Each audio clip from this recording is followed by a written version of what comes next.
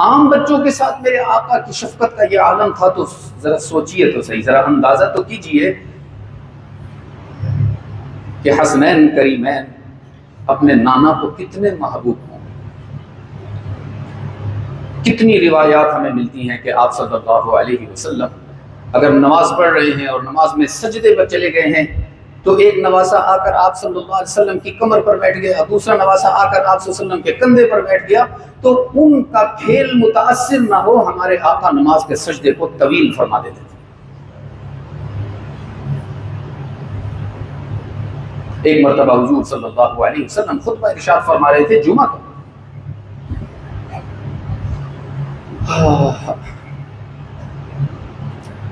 تو اس وقت مسجد نبوی کے یہ انداز تو نہیں تھا جو بحمدللہ آج جس انداز میں مسجد نبوی اللہ نے توفیق عطا فرمائی آل سعود کو کہ انہوں نے بہت خوبصورت بنائی، تعمیرات حسن کا شاہکار ہے۔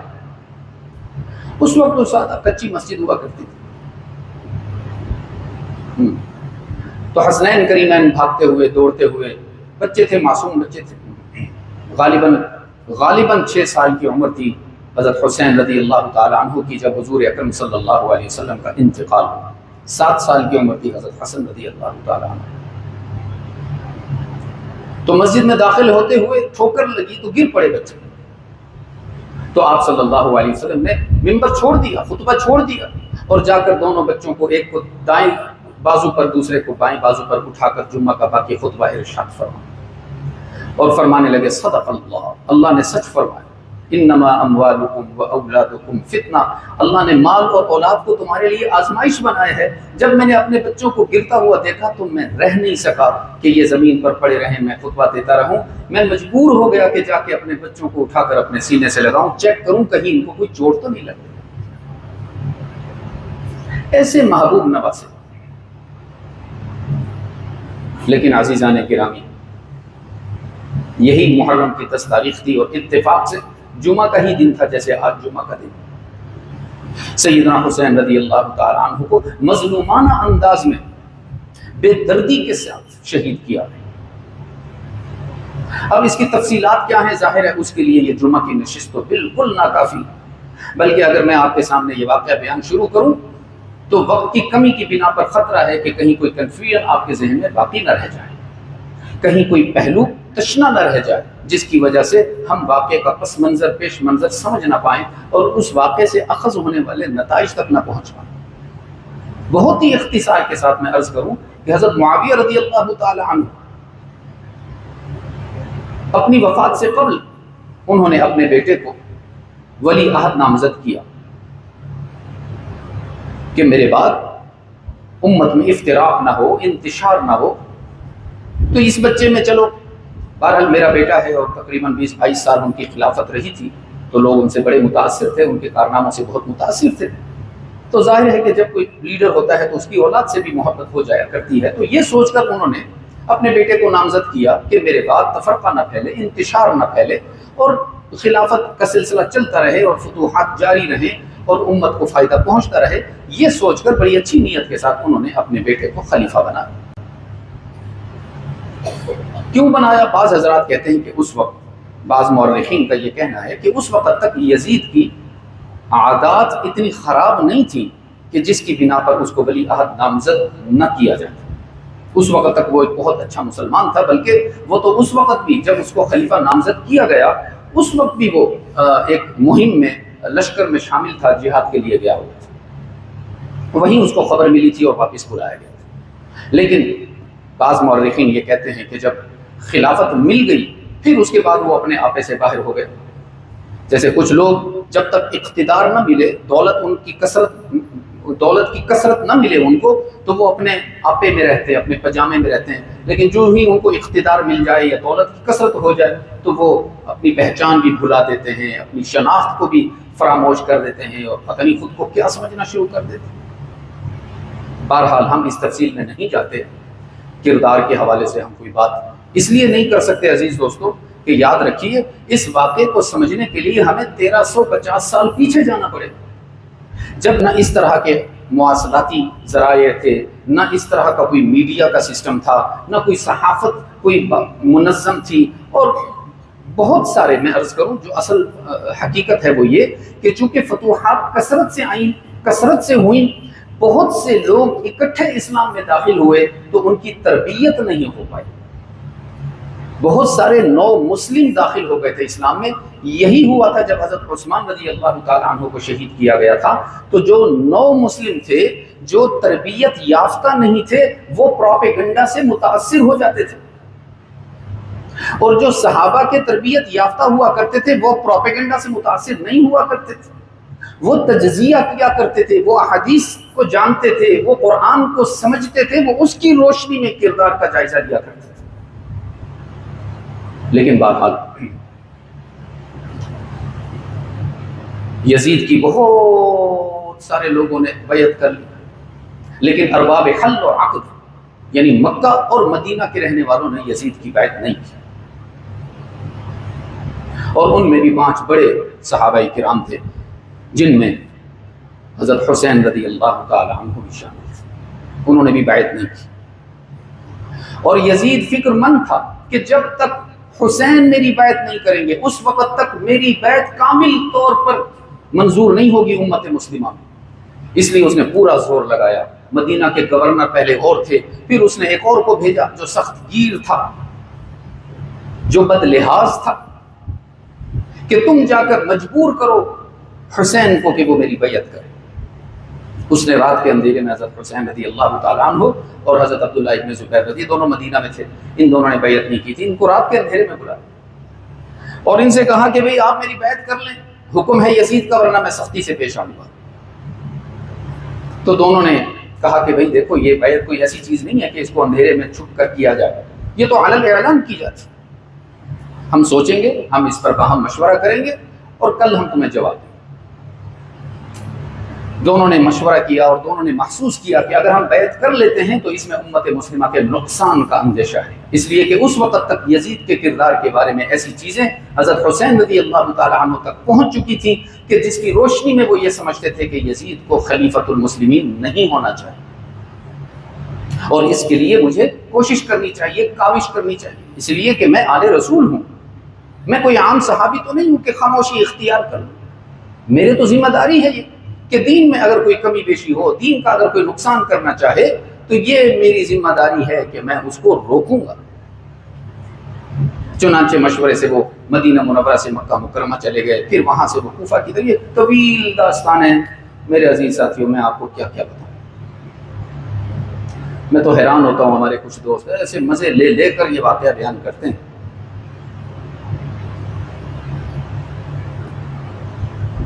جیسے کوئی کسی میچ کی کمنٹری سنا رہے ہوں، کسی ڈرامے کی کہانی سنا رہے ہوں. پتہ نہیں ان کے پاس اتنا بڑا دل کہاں سے آ جاتا ہے. میں تو 2 دن سے مطالعہ کر رہا ہوں کچھ کتابوں کا، میرے سے تو پڑھی نہیں جاتی.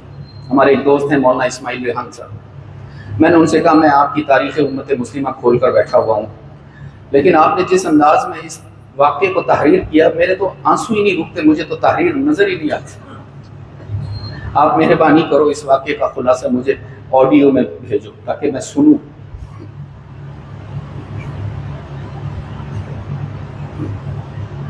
ہمارا تو بس عجیب ہے، ہمارے دل جو ہیں عزیز ساتھیوں بس پتھر کے ہوتے چلے جا رہے ہیں.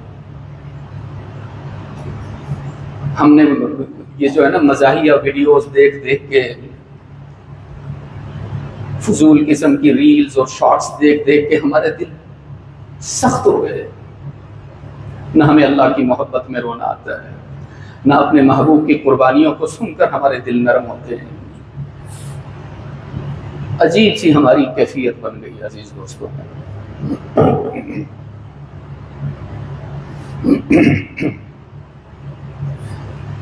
وہ ایک شاعر گزرے ہیں، انہوں نے کچھ کلام کہا ہے، دل کرتا ہے وہ آپ کو سنانا.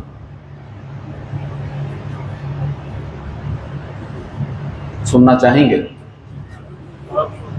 گرمی سے زیادہ متاثر تو نہیں ہیں؟ اللہ ہمارے ایمان کو گرمی عطا فرمائے. ویسے تو ہمارے بہت اچھے عزیز دوست ہیں ملک آصف صاحب، جنہوں نے بحمداللہ ایک اور کولر بھی لگوا دیا ہے مسجد میں الحمدللہ، تو اس سے کافی بہتر ہو گیا. فرمایا تڑپ اٹھتا ہے دل لفظوں میں دہرائی نہیں جاتی، تڑپ اٹھتا ہے دل لفظوں میں دہرائی نہیں جاتی، زباں پر کربلا کی داستان لائی نہیں جاتی، زباں پر کربلا کی داستان لائی نہیں جاتی، اور حسین ابن علی کے غم میں ہوں دنیا سے بیگانہ،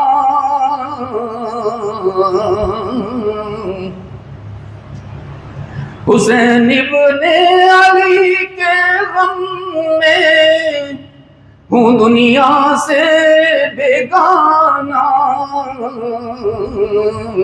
ہجوم خلق میں بھی میری تنہائی نہیں جاتی۔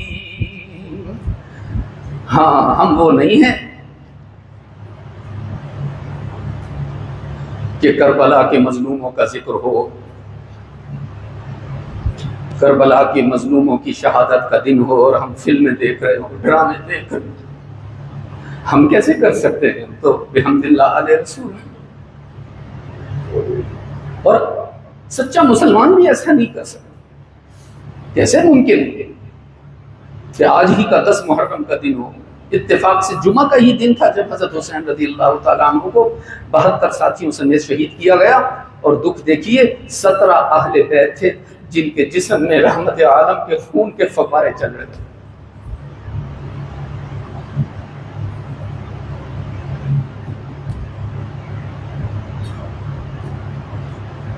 جتن ہر دور میں کیا کیا نہ اہل شر نے کرتے تھے، مگر زہرا کے پیاروں کی پذیرائی نہیں جاتی، مگر زہرا کے پیاروں کی پذیرائی نہیں جاتی، دلیل اس سے ہو بڑھ کر کیا شہیدوں کی طہارت پر، عزیز بھائی دلیل اس سے ہو بڑھ کر کیا شہیدوں کی طہارت پر، کہ میت دفن کی جاتی ہے نہلائی نہیں جاتی، شہید کو نہلایا نہیں جاتا کہ وہ تو اللہ کے ہاں پاک صاف مصفہ منزہ ہو کر پہنچ رہا ہوتا۔ اور کہا شبیر نے عباس تم مجھ کو سہارا دو، شبیر حضرت حسین رضی اللہ تعالیٰ عنہ کا لقب۔ کہا شبیر نے عباس تم مجھ کو سہارا دو، کہ جوان بیٹے کی میت مجھ سے دفنائی نہیں جاتی۔ میرے عزیز دوستو، کہاں سے لاؤں میں وہ دل اور گردہ کہ میں آپ کو اپنے نانا سیدنا حسین رضی اللہ تعالیٰ عنہ کی شہادت سناؤں۔ ظلم ہوا، بے حد و حساب ظلم ہوا،